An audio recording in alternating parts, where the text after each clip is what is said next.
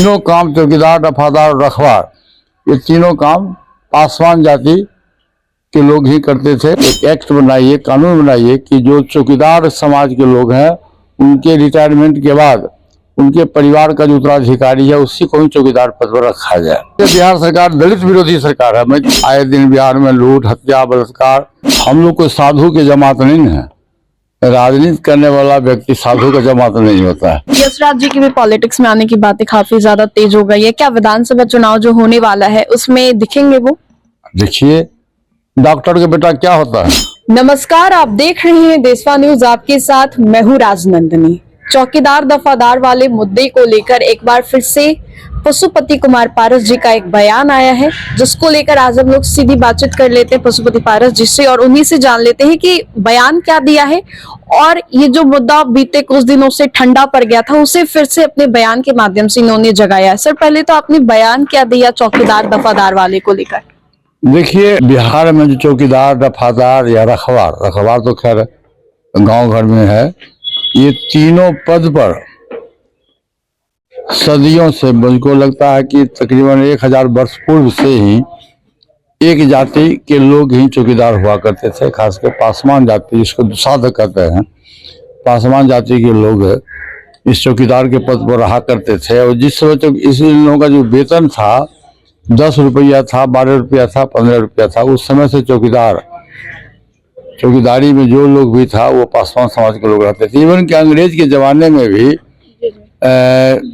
इतना विश्वासी कौम है और इतना ईमानदारी से चौकीदार समाज के लोगों ने काम किया कि अंग्रेज भी वाहवाही दे के चले गए। और चौकीदार ने पासवान समाज का, पासवान का अर्थ होता है पासवान, पासवान का मतलब होता है रक्षक, रक्षा करने वाला व्यक्ति, जो रक्षा करे उसी का नाम है पासवान। तो पासवान शब्द हुआ और बहुत ईमानदारी से पूरे बिहार में हमारे जाति के लोग चौकीदारी, वफादारी, और गांव घर में आप देखे हुइएगा, यदि आप गांव के रहने वाली हैं तो गांव के भी देखे हुइएगा कि खेत का रखवार जो है, खेत में जो कोई आदमी चोरी नहीं करे, घास नहीं काटे, कुछ नहीं करे, उसके लिए भी रखवार होता था। वो वेतनभोगी नहीं होता है, लेकिन रखवार रखा रहता कि उसी खेत में से अनाज उसको मिलता था। ये तीनों काम चौकीदार, वफादार और रखवार, ये तीनों काम पासवान जाति के लोग ही करते थे और बहुत ही वफादारी से करते थे। पासवान जाति बहुत ही विश्वासी और लड़ाकू जाति माना जाता है। सदियों से ये प्रथा चलती आ रही थी। आज से जब आदरणीय पूर्व मुख्यमंत्री श्री जगन्नाथ मिश्रा जी जब बिहार के मुख्यमंत्री हुए तो उन्होंने, क्योंकि उनके इलाका में दरभंगा जिला में और मधुबनी जिला में काफ़ी संख्या में पासवान जाति की संख्या थी, तो उन्होंने देखा कि भाई इतना मेहनत कश आदमी जो 24 घंटा मेहनत करता हो, भर भर रात जगता हो और उसका वेतन कुछ नहीं है। उन्होंने अपने शासनकाल में चौकीदार, वफादार के को चतुर्थ श्रेणी में उन्होंने आदेश दिया कि चतुर्थ श्रेणी में इन लोगों को रखा गया। जब से चतुर्थ श्रेणी में रखा गया तब से इस पद के लिए दूसरे जाति के समाज के लोग भी हल्ला करने लगे, मार करने लगे। तो फिर जब नीतीश कुमार जी दलित महादलित बनाए थे, उस समय हम लोगों ने जाकर के पासवान जी के नेतृत्व में नीतीश कुमार जी से हम लोग मिले थे कि भाई ये चौकीदार और वफादार जो है अब ये सरकारीकरण में है, आप इसको एक एक्ट बनाइए, कानून बनाइए कि जो चौकीदार समाज के लोग हैं उनके रिटायरमेंट के बाद उनके परिवार का जो उत्तराधिकारी है उसी को ही चौकीदार पद पर रखा जाए।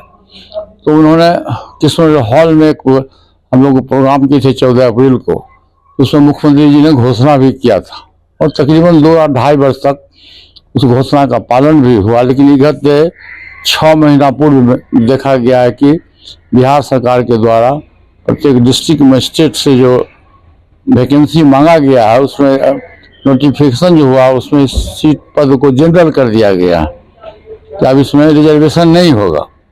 समान कोटि जैसे जनरल अपॉइंटमेंट में रिजर्वेशन है उसी तरह से इसको दिया जाएगा, जो कि पासवान जाति के लिए गलत है। मैं तो यहाँ तक कहूँगा कि सभी जाति का पेशा होता है, सभी कास्ट का कुछ न कुछ पेशा होता है।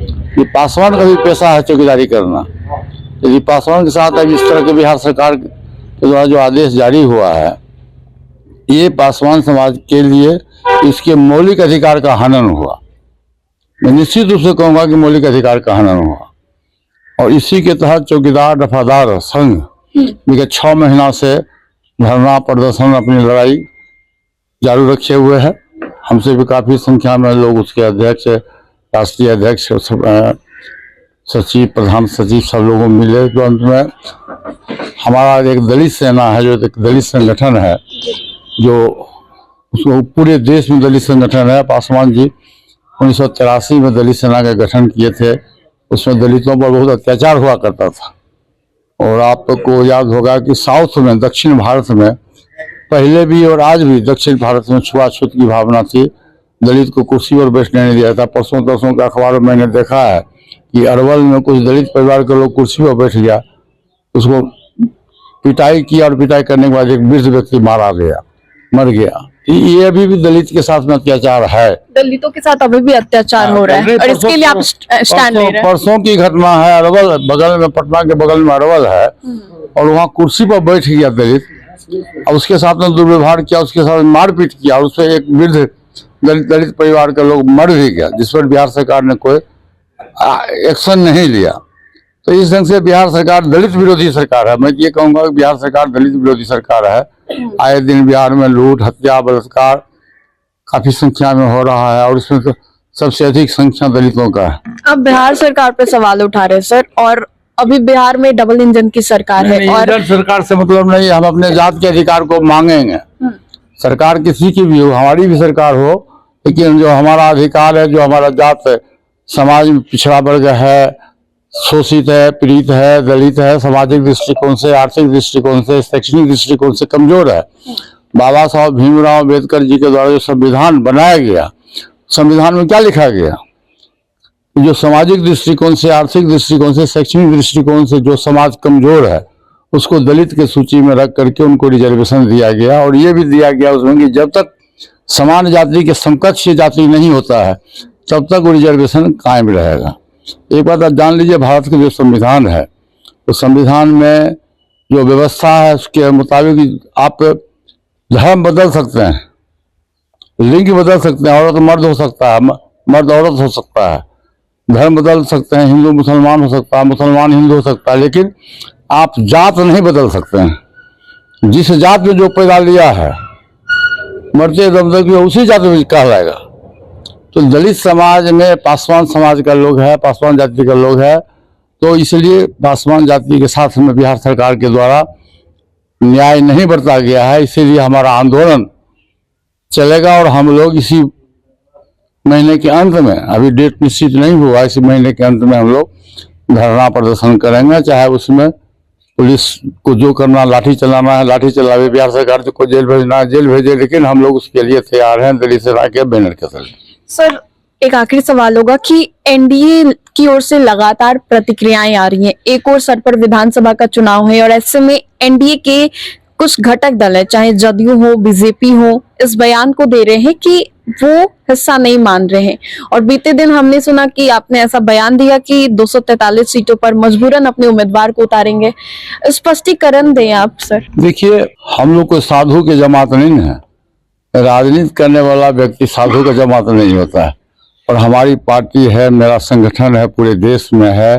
हमारा एक सेना है, दलित सेना है, जो काफी ताकतवर दलित सेना है, पूरे देश में है। और हमारी पार्टी का संगठन सभी पूरे देश में, सभी स्टेट में है। और हम निश्चित रूप से आज से लगभग 15 दिन पहले हमारी पार्टी की 2 दिवसीय बैठक हुई थी। उसमें हमारे जितने भी जिलाध्यक्ष थे, प्रदेश पदाधिकारी थे, सभी लोगों की राय जान हुई कि हम 243 सीट पर अपने पार्टी के संगठन को मजबूत करें। फिर समय आएगा, देखा जाएगा। अभी 10 महीना 11 महीना है, जब समय आएगा देखा जाएगा। उसके बाद भी हम जो डिसीजन लेना होगा, हम अपने कार्य समिति की बैठक बुलाएंगे। हमारे पार्टी के राष्ट्रीय संसदीय दल में पार्लियामेंट्री बोर्ड के चेयरमैन हैं श्री सुजभान सिंह जी हैं, उनके नेतृत्व में बैठक होगी, हमारे नेतृत्व में बैठक होगी। 2 दिन की बैठक होगी। उसमें जनवरी या दिसंबर के लास्ट में हम लोग बैठक बुलाएंगे। जो पार्टी में जो आम सहमति होगा, जो लोगों की आम राय होगी, उसके मुताबिक हम लोग अपना फैसला देंगे। यशराज जी की भी पॉलिटिक्स में आने की बातें काफी ज्यादा तेज हो गई है। क्या विधानसभा चुनाव जो होने वाला है उसमें दिखेंगे वो? देखिए, डॉक्टर का बेटा क्या होता है? डॉक्टर। इंजीनियर का बेटा क्या होता है, इंजीनियर। तो यदि पॉलिटिशियन का बेटा पॉलिटिक्स में आएगा तो अच्छी बात है। निश्चित रूप से राजनीति में उसकी इच्छा है, और राजनीति में भी वो पूरा बिहार घूम रहा है राजनीति में, और आने वाले समय में विधानसभा के चुनाव में निश्चित रूप से वो विधानसभा का चुनाव लड़ेगा।